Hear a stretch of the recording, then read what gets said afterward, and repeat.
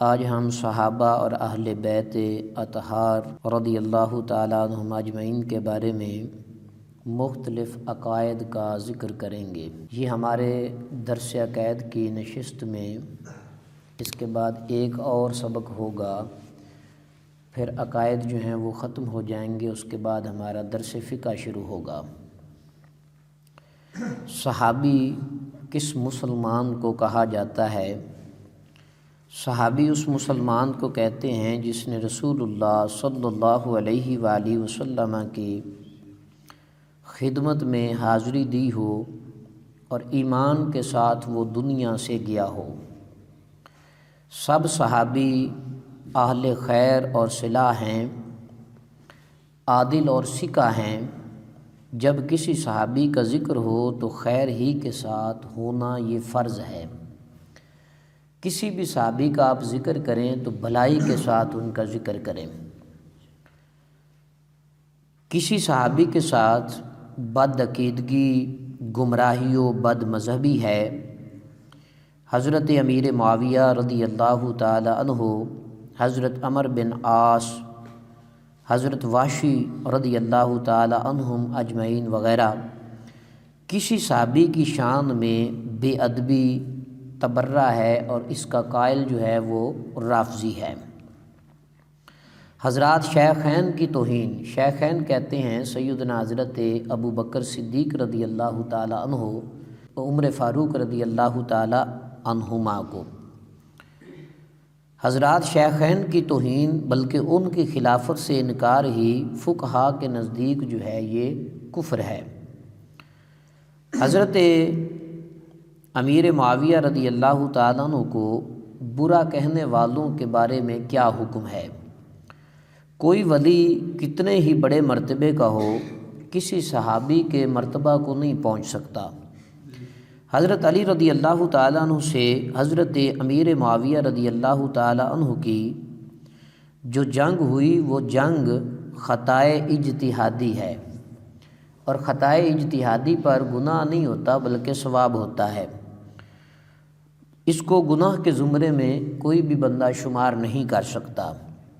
اس لیے حضرت امیر معاویہ رضی اللہ تعالیٰ عنہ کو ظالم، باغی، سرکش یا کوئی بھی برا کلمہ کہنا یہ حرام اور ناجائز عمل ہے، اور اگر کوئی ایسا عمل کہتا ہے تو وہ تبرہ کرتا ہے اور وہ مائل رفض ہے۔ اہل بیت میں کون کون سی ہستیاں جو ہیں وہ داخل ہیں؟ جب ہم اہل بیت کا ذکر کرتے ہیں تو اس میں کون کون سی ہستیوں کو شمار کیا جاتا ہے؟ اہل بیت یعنی رسول اللہ صلی اللہ علیہ وآلہ وسلم کی بیویاں اور حضور کی اولاد، یہ سب ہستیاں جو ہیں اہل بیت اطہار میں داخل ہیں۔ صحابہ کی طرح ان کے بھی بہت فضائل اور آیات و احادیث جو ہیں وہ آئی ہیں۔ صحابہ اور اہل بیت کی محبت جو ہے وہ رسول اللہ صلی اللہ علیہ وآلہ وسلم کی محبت ہے۔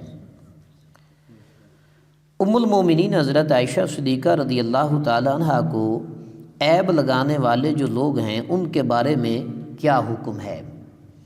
ام المومنین حضرت عائشہ صدیقہ رضی اللہ تعالی عنہا کو واقعہ افق کی تہمت لگانے والا قطعاً کافر اور مرتد ہے، کیونکہ حضرت ام عائشہ صدیقہ رضی اللہ تعالیٰ عنہ کی برات کا اظہار جو ہے وہ خود رب کائنات نے فرمایا۔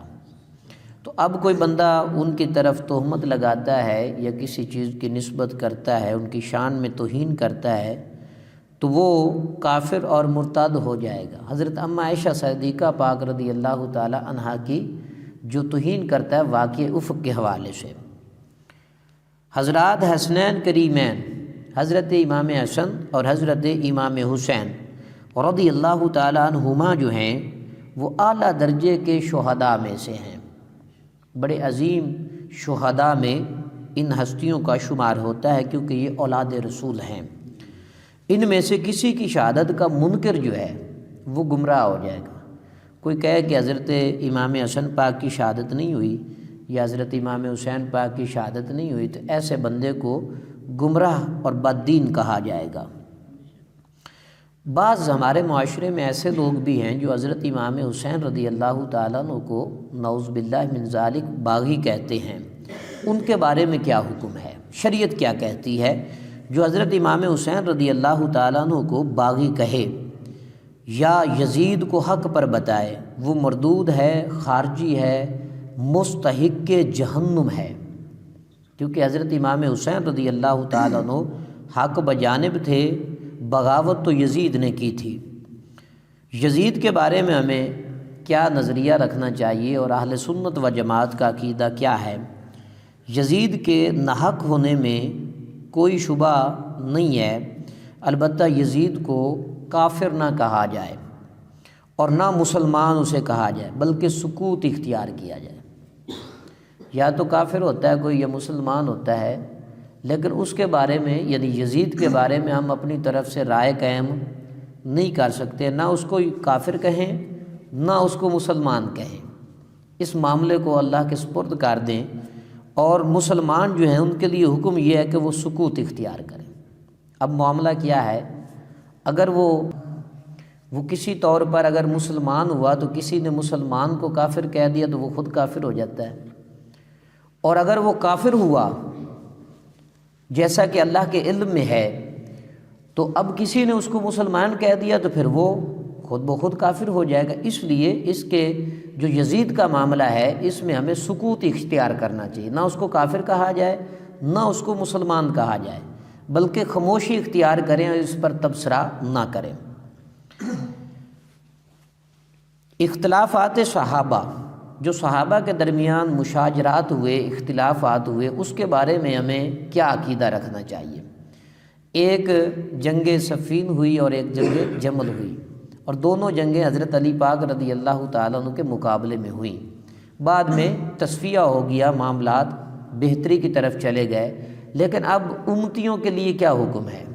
جو حضور کے پیارے ہیں امتی، وہ اس کے بارے میں کیا نظریہ رکھیں اور کیا کریں؟ اس کے بارے میں حکم یہ ہے کہ جو صحابہ اور اہل بیت سے محبت نہ رکھے وہ گمراہ اور بد مذہب ہے۔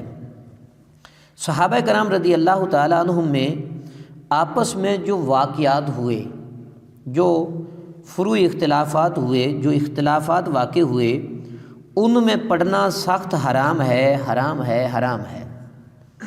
یعنی جو اختلاف صحابہ ہوا جس کو خطائے اجتہادی پر معمول کیا جاتا ہے، ان واقعات کو لے کر، ان معاملات کو لے کر تبصرہ کرنا، چوکوں میں بیٹھ کر، گلی کوچوں میں بیٹھ کر علماء بیان کرتے ہیں کہ یہ عمل جو ہے یہ حرام ہے اور سخت حرام ہے، اس سے بچنا چاہیے۔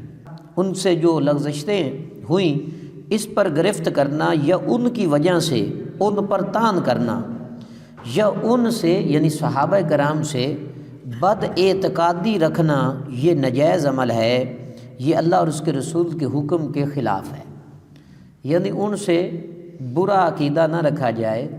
صحابہ سب کے سب حق بجانب ہیں، اور ان کے درمیان جو وقتی اختلاف ہوا بعد میں وہ تسویہ ہو گیا، اس میں آپ اور میں، ہم کون ہوتے ہیں اپنی رائے دینے والے یا اپنی طرف سے اس پر تبصرہ کرنے والے یا کسی صحابی کو برا اور اچھا کہنے والے؟ سبھی ہمارے نزدیک اچھے ہیں صحابہ، سب کے سب حضور کے جانشین ہیں، حضور کے پیارے ہیں، حضور کے اصحاب ہیں، حضور کے طریقے پر چلنے والے ہیں شریعت کے اعتبار سے۔ تو اب ان پر ہم تبرہ بازی یا ان کے اختلافات کو لوگوں کے سامنے نہ بیان کریں تو یہ بہترین عمل ہے۔ جو اگر بیان کرتا ہے تو وہ حرام کا ارتکاب کرتا ہے، اس لیے صحابہ کے اختلافات کو بیان نہیں کرنا چاہیے۔ اللہ تعالیٰ مجھے اور آپ کو عمل کی توفیق عطا فرمائے۔ وآخر دعوانا ان الحمد للہ رب العالمین۔